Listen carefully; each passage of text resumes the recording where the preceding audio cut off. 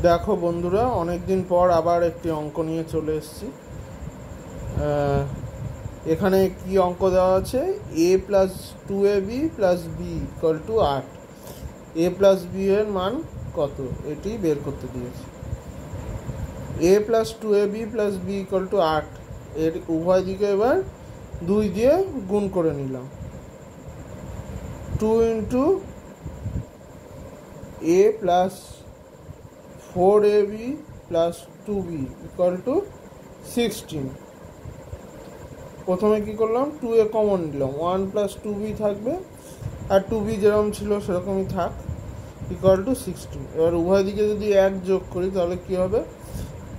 2a 1 plus 2b, এখন 1 plus 2b, আবার 1 যেহেতু এদিকে যোগ করেছি, উভয় দিকে 1 যোগ করে আমরা যোগ করে নিয়েছি, তাহলে কি পাবো? 2a into 1 plus 2b plus 1 into 1 plus 2b equal two 17।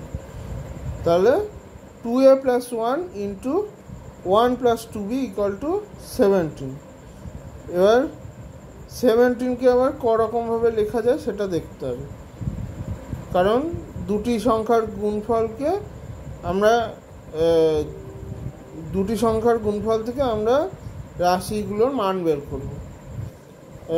17 into 1 এভাবে 17কে লেখা যায়, আর -17 ইন্টু -1 এভাবেও 17কে লেখা যায়, কারণ 17 একটি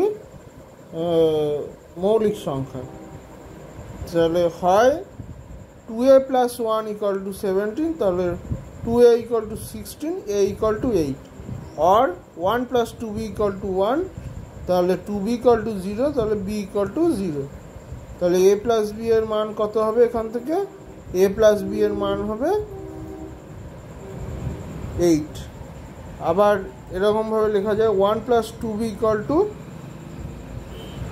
1 প্লাস 2a ইকুয়াল টু 1, তাহলে a ইকুয়াল টু 0, প্লাস অথবা 1 প্লাস 2b ইকুয়াল টু 17, তাহলে 2b ইকুয়াল টু 8, তাহলে 2b ইকুয়াল টু 16 আর b ইকুয়াল টু 8। এইভাবেও আমি যদি a প্লাস b এর মান বের করি সেটাও হবে 8।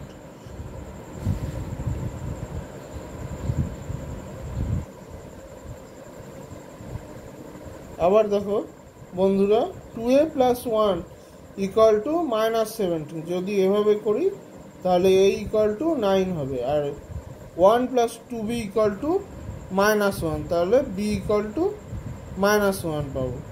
তাহলে এইভাবে যদি করি তাহলে a প্লাস b হবে -10। ঠিক আছে, এইভাবে আমরা অঙ্কটি করে নিয়েছি।